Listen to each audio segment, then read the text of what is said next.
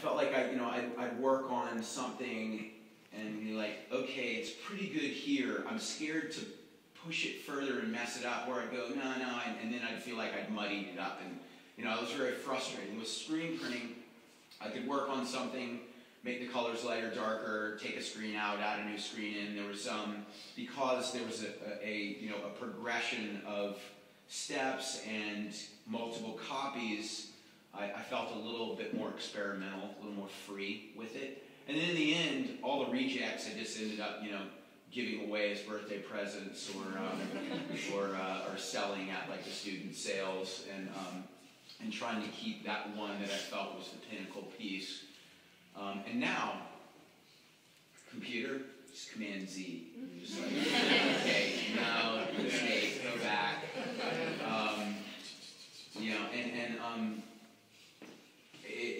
It's really helpful, the computer. I look at, I know we don't have all day, so I'll try to keep it to stuff that really might be valuable, might be useful. But my goal when I graduated from school was to start this Andy Warhol style factory studio in this warehouse in Providence, where I had a mini ramp in there. I had started the screen printing business summer after my junior year, and I had a 3,000 square foot space with a mini ramp and all the screen printing equipment, and there was a bands practice down the hall. There was an alternative gallery space down the hall, and I was just like, yeah, this is it. This is what I'm going to be doing for the rest of my life, because I thought that screen printing, doing contract screen printing, would allow me to then make my own posters and stickers and T-shirts, and kind of have my own art studio that was paid for by commercial jobs until I got traction with my own work. Now that didn't happen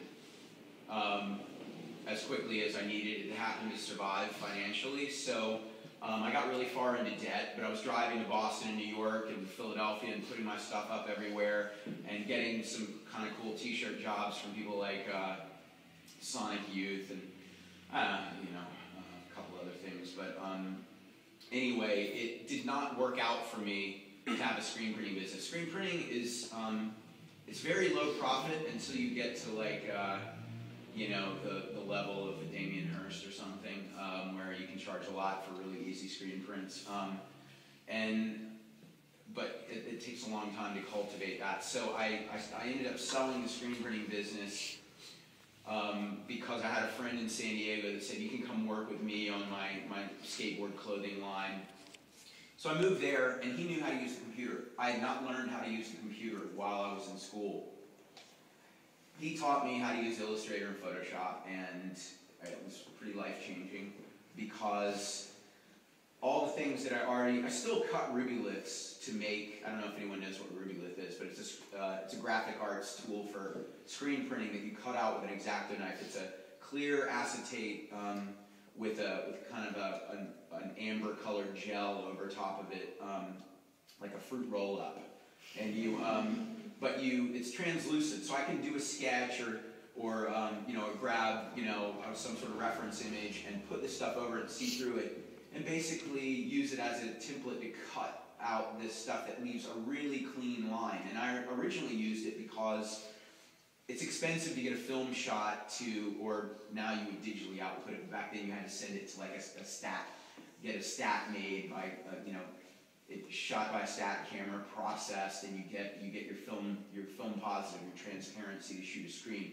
That was like $50. A sheet of rubylith was $3. So you can shoot a screen with the rubylith because where the light goes through the red gel, it doesn't affect the photo emulsion, and that's what this stuff was originally used for. But I started using it because my time was worth nothing, and $50 was a lot. So. But the end result was that I developed this technique of making really, really clean illustrations with that stuff that now probably a lot of people would try to get the same effect by pen tooling in Illustrator. You Frankenstein a couple source images together, bring a source image in, and you have that as your reference, but you go in, clicking with a mouse and making anchor points and coming up with a high contrast image. But Anyway, so just through the screen printing, there was already a style of illustration I had that would translate well to graphic design. So once I learned how to scan those things and work on it in the computer, and I could typeset in the computer and create, you know, step repeat shapes to make patterns and all those things, I mean, it was amazing. And the cool thing was that at the time that I was getting into graphic design with my friend Andy in San Diego in '96, after 7 years of putting up Andre and Obey stuff, finally a couple of, you know, like Mountain Dew was like, yeah, we've seen that stuff, it's radical. Can you do some stuff, you know? So we got high. I mean, we really weren't trying to become a graphic design company, but the clothing company's a struggle. My friend Andy was struggling. He's the guy that founded Element Skateboards and New Deal Skateboards, and but he had sold those and decided he was doing this thing called Sophisto, which is a clothing line that's defunct now. But anyway, we were struggling with that, and we decided, okay, you know what we're going to do? We've done all these projects for ourselves and for friends' companies. We've never really been a design business, but we have, and we could add, and we brought in another friend, Dave Kinsey, who had done the DC Shoes logo.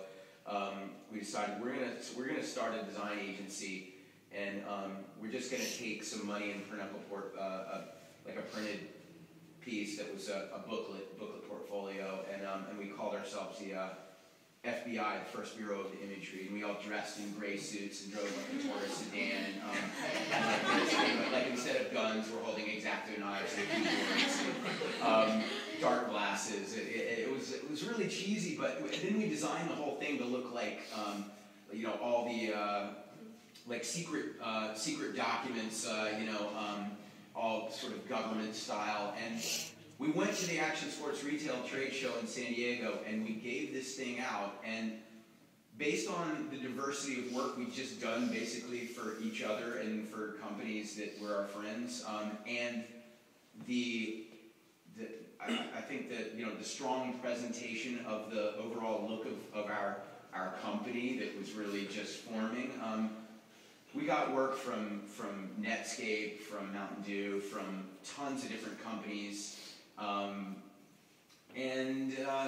that's then I realized that was the greatest thing, to be able to work on projects for companies, get paid, and then and be honing my skills as a designer and an artist, and also be able to put that money back into screen printing, taking a $39 flight to San Francisco to put posters up in the Southwest.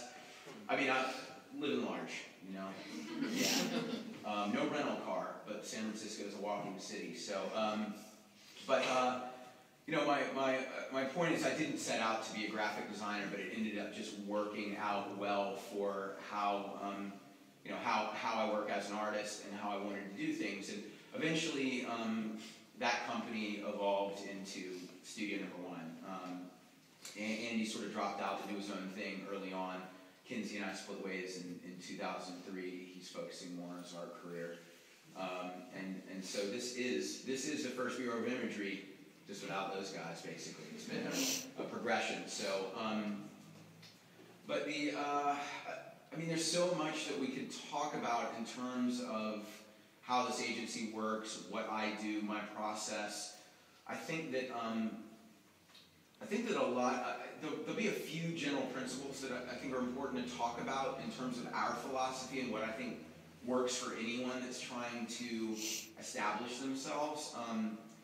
But then, you know, beyond that, I think it would probably be best to get questions that from everyone about what's, you know, interesting or going to be useful to them.